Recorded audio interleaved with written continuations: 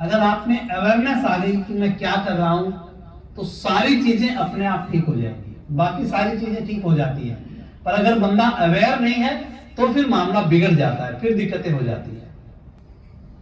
ईमानदारी से अपने आप को अटैच किए बिना ये देखना कि सही क्या है और गलत क्या है, इसी योग्यता का नाम अवेयरनेस है। क्योंकि अगर हमारी अटैचमेंट हो जाएगी तो फिर हम सही गलत का फैसला नहीं कर पाएंगे। हम फिर अपने आधार पे सही गलत का फैसला करते हैं। कई बार गलत चीजों को भी हमें स्वीकार करना पड़ता है, क्योंकि उनसे हमारा कहीं पे अटैचमेंट हो गया और उसी से बंदा फंस जाता है। भाई धृतराष्ट्र का दुर्योधन से अटैचमेंट था, पर वो एक राजा भी था, पर उसने ये नहीं सोचा कि मैं राजा हूं, राजा होने के कारण मुझे क्या काम करनी चाहिए, मेरी ड्यूटी क्या है। पर अटैचमेंट किससे था? दुर्योधन से। तो इसलिए वो उसको सही देख नहीं पाया चीजों को, और नहीं देखने के कारण क्या हुआ? गलत डिसीजन हो गए।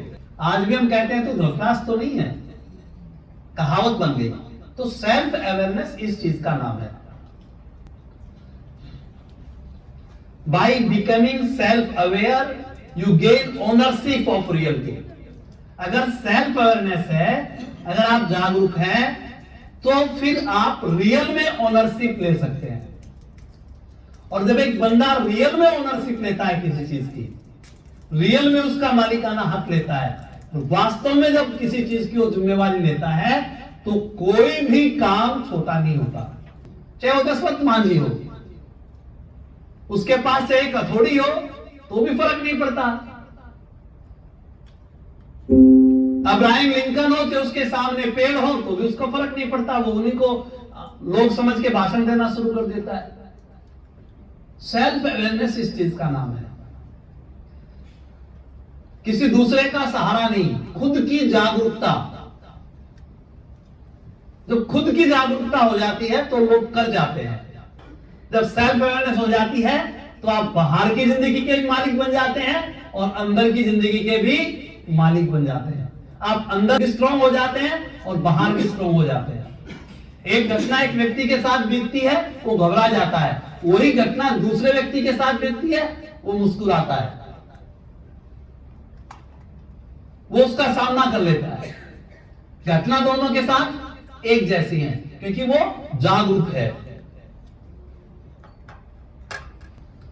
Self leadership is about awareness, tolerance and not letting your own natural tendency limit your potential। कि आपकी अपनी प्रवृत्तियां आपके अपने पोटेंशियल को रोक ना दे। मेरी अपनी हैबिट्स, मेरी अपनी चीजें, मेरी खुद की जो ताकत है उसको ना रोक दे। कहते हैं ना, हर बंदे के अंदर हनुमान है, पर उसको दिखाए कौन? उसे पता कैसे चले कि हाँ मेरे अंदर पावर है, जो करना है वो मुझको करना है और मैं करूंगा। तो यह समझना सबसे ज्यादा जरूरी है। 3 लोग रेड लाइट पे खड़े हैं। ये कह रहा है स्टूपिड रेड लाइट, लेट हो गए। दूसरा भी क्या कह रहा है? रेड लाइट को अभी रेड होना था। तीसरा क्या कह रहा है? Let's not be bothered by this red light. उसे पता है रोजाना का काम है, इसी रास्ते से आना है, रेड मिलेगी या ग्रीन मिलेगी, तो इसके ऊपर टेंशन लेने की क्या जरूरत है? इस समय को ठीक ढंग से मैं क्यों ना बिताऊं, इसको आराम से क्यों नहीं बिताऊं? क्योंकि वो अवेयर है, उसे पता है रेड लाइट तो आएगी, या तो ग्रीन मिलेगी या रेड मिलेगी। तो रोजाना की टेंशन हो गई है, तो तुझे रोजाना इधर से निकलना है। तो वो अवेयर है इस बात से, बस इतना सा फर्क है। एक दुखी है, एक सुखी है। इसका मतलब क्या हो गया सेल्फ अवेयरनेस का? 4 तथ्य हैं इसमें। पहला है विजडम। विजडम का होना बहुत जरूरी है। अगर विजडम नहीं है तो फिर कुछ भी नहीं है। बुद्धि, अवेयरनेस से बुद्धि आ जाती है। आइडेंटिटी, खुद की पहचान बन जाती है, बंदा अवेयर है तो। रेपुटेशन बन जाती है समाज में कि भैया इसको कोई नहीं बहका सकता है, ब्रांड बन जाता है। ब्रांड वही बने जो अवेयर थे। एक मसाला बेचने वाला आज भी मसाला ही बेच रहा है, एक मसाला बेचने वाला हल्दीराम बन गया।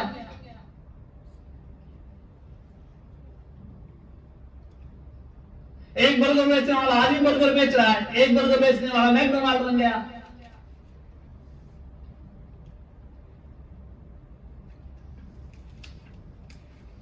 नेटवर्किंग में देखो, लोग 20 साल से धक्के खा रहे हैं। कुछ लोग नए आते हैं, 4-5 साल में डायमंड बन जाते हैं। फर्क क्या है? वही प्रोडक्ट उनके पास, वही कंपनी उनके पास, वही प्लान उनको दिखा दी, फिर अंतर क्या है?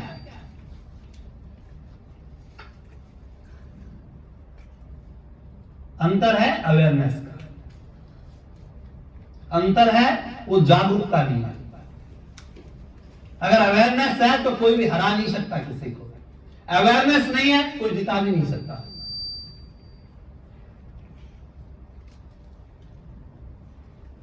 एक राजा के संतान नहीं थी,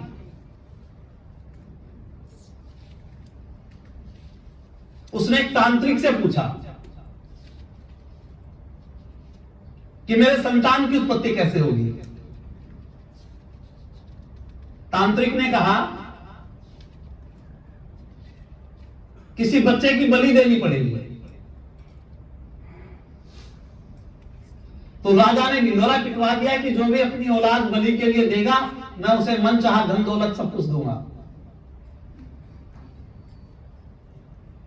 एक परिवार में 5-6 बच्चे थे, गरीब परिवार था। उनका जो एक बच्चा था वो भक्ति भाव में लगा रहता था, सत्संगों में लगा रहता था, ईश्वर की भक्ति करता था, अवेयर था, वो अपने काम से काम रखता था। परिवार वाले उसको सबसे बेकार मानते थे कि हमारे कहने से नहीं करता। परिवार वाले ने सोचा इसकी बलि दे देते हैं और लेकर दरबार में हाजिर हो गए। बोले लो जी इसकी बलि दे दो। राजा ने वादे के मुताबिक उन्होंने जितना धन दौलत बोला था दे दिया उनको। बच्चे से पूछा तेरी कोई अंतिम इच्छा है? बोला है, थोड़ी सी मिट्टी ला दो। तो उसको मिट्टी ला के दे दी। बच्चे ने 4 ढेरी बनाई उनकी। पहले एक ढेरी के लात मारी, आगे निकल गया, फिर दूसरी ढेरी के लात मारी, आगे निकल गया, फिर तीसरी ढेरी के लात मारी, आगे निकल गया, और फिर चौथी ढेरी के आगे वो बैठ गया हाथ जोड़ के। ऐसा करता देख तांत्रिक घबरा गया। राजा ने पूछा, ये माजरा समझ में नहीं आया, ये क्या था?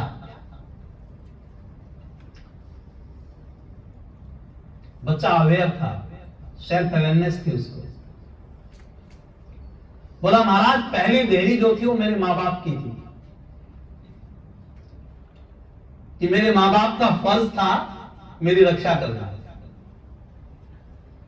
पर वो ऐसा नहीं कर पाए, इसलिए मैंने उस ढेरी के लात मार दी। जो दूसरी ढेरी थी वो मेरे रिश्तेदारों की थी, मेरे चाचा, ताऊ, बुआ, मामा, उनको भी समझाना चाहिए था मेरे माँ बाप को, उन्होंने भी नहीं समझाया, मैंने दूसरी के भी लात मार दी। महाराज तीसरी ढेरी आपकी थी, मैं आपकी प्रजा में हूं, और जो राजा अपनी प्रजा की ही बलि दे, ऐसे राजा का तो होना ना होना कोई फायदा नहीं, इसलिए मैंने तेरी ढेरी के भी लात मार दी। और चौथी ढेरी ईश्वर की है, वो न्यायकारी है, वो जो करेगा वो सही करेगा, इसलिए मैंने उसके सामने प्रार्थना की, तू जो करेगा वो ठीक करेगा। राजा की आंख खुल गई और राजा ने कहा इसकी बलि रोक दो। और राजा ने कहा इससे अच्छा बच्चा कौन मिलेगा जो इतना अवेयर है। बलि देने के बाद पता नहीं बच्चा हो या ना हो, पर अगर मैं इसी बच्चे को गोद ले लूं तो मेरी ये भी पूर्ति हो जाएगी। और राजा ने इसी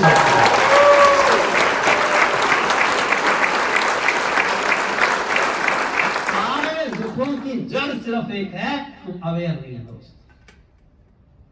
सारे दुखों की जड़ एक है। हम छोटी छोटी गलतियां करते हैं, ध्यान नहीं रहता, फिर वो पहाड़ बन जाती है और फिर हमें लगता है कि अब कोई इलाज नहीं है और फिर हम हिम्मत हार जाते हैं।